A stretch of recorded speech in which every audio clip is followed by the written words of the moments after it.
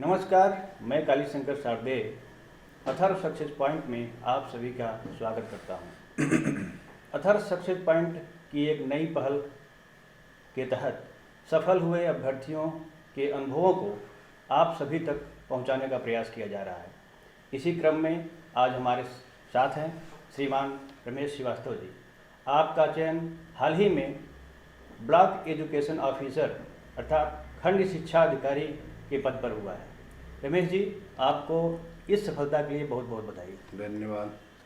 आप सर्वप्रथम अपना एक संक्षिप्त परिचय दें। मैं रमेश कुमार श्रीवास्तव, मेरे पिता का नाम श्री चंद्रमा लाल श्रीवास्तव।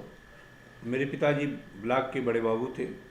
हम लोग रहने वाले चंदौली जिला के ग्राम मुहम्मदाबाद पोस्ट चकियाँ के निवासी हैं। मेरा शिक्षा दीक्षा हाई स्कूल इंटर का आदित्य नारायण इंटर कॉलेज में हुआ है और मैंने बीए, एमए और बीएड महात्मा गांधी काशी विद्यापीठ से किया है।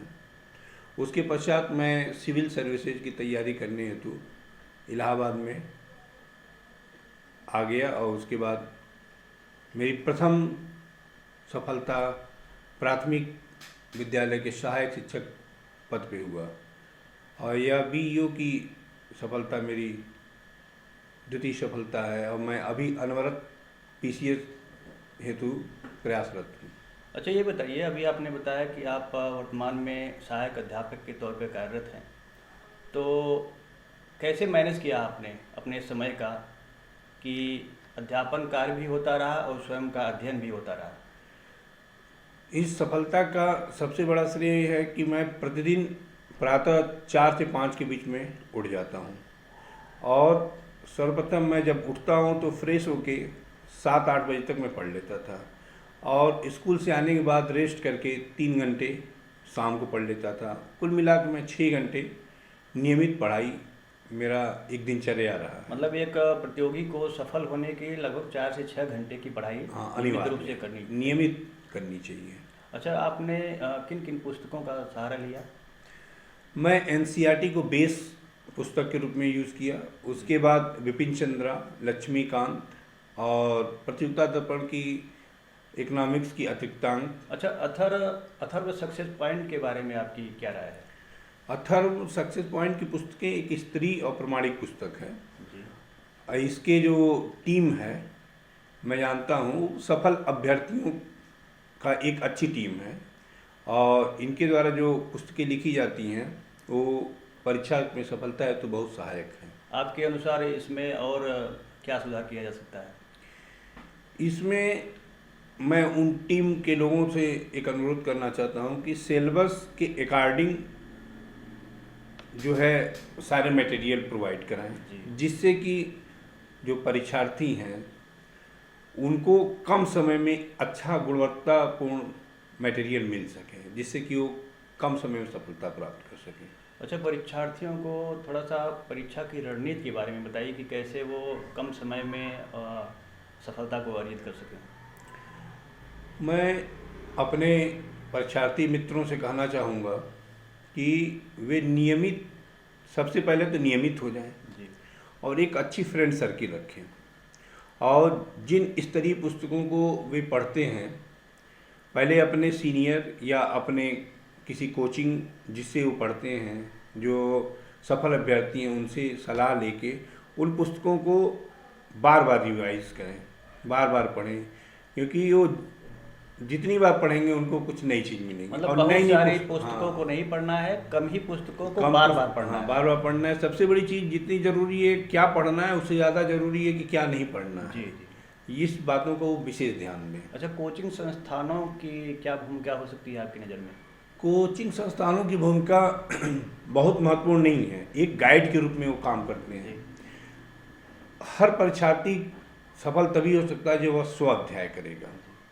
अब मिनिमम 4 से 6 घंटे की पढ़ाई उसको करनी चाहिए और ध्यानपूर्वक करनी चाहिए। तो आप अभी ब्लॉक एजुकेशन ऑफिसर के तौर पे सफल हो चुके हैं। आप अपनी इस सफलता का श्रेय किसे देना चाहेंगे?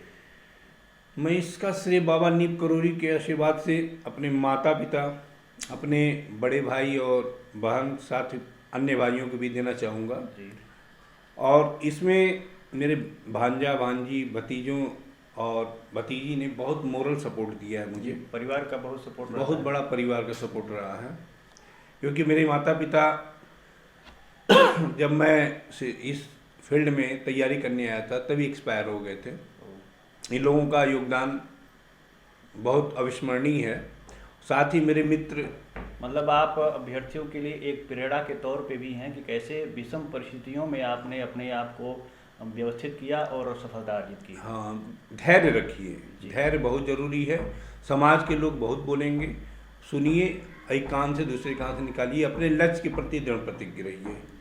और सबसे बड़ी चीज़, मैं अपने कुछ मित्रों को भी धन्यवाद करना चाहूँगा, जिसमें प्रियंका हैं, आशनारायण मिश्रा जी हैं, और सुरेश श्रीवास्तव, प्रमोद सिंह, अजय सिंह हैं, तथा कई ऐसे नाम भी हैं जिनके नाम का उल्लेख यहाँ पे करने में हम सक्षम नहीं हैं। उनको मेरा हार्दिक धन्यवाद है कि मेरी चलते चलते सर, प्रतियोगी परीक्षाओं की जो तैयारी कर रहे हैं उन छात्रों के लिए आप क्या संदेश देना चाहेंगे? मैं उन छात्रों को यह संदेश देना चाहूँगा कि नियमित रूप से आप धैर्यपूर्वक ईश्वर पर विश्वास, अपने ऊपर विश्वास करके तैयारी करें, और साथ ही साथ आप वैकल्पिक कोई कोर्स अवश्य करें, जैसे LLB, B.Ed, जिससे कि आपकी अन्य अनिश्चितताओं का जो दौर है समाप्त हो सके। जैसे मैंने B.Ed किया, मैं सिविल सर्विसेज की तैयारी अभी भी कर रहा हूँ, लेकिन आज जो BEO मुझे सफलता मिली है वो B.Ed का ही योगदान है। जी। तो धैर्य बहुत बड़ी चीज़ है। धैर्य के बिना तो आप सफलता नहीं प्राप्त कर। धैर्य बनाए रखें तो अपना नंबर भी आएगा। हाँ, वो सबका टाइम आता है, कहा गया है। वो आप धैर्य बनाए रहेंगे, अपने ऊपर विश्वास रखिए। तो आपने बताया कि अभी आप लगातार PCS मेंस वगैरह इंटरव्यू दे रहे हैं, तो इसके लिए आपको अथर्व सक्सेस पॉइंट की तरफ से ढेर सारी शुभकामनाएं कि आप और अच्छे पदों पे जाएं। ठीक है सर। गणेश जी, आपने अपना बहुमूल्य समय दिया, इसके लिए आपको बहुत बहुत धन्यवाद। धन्यवाद आपको भी।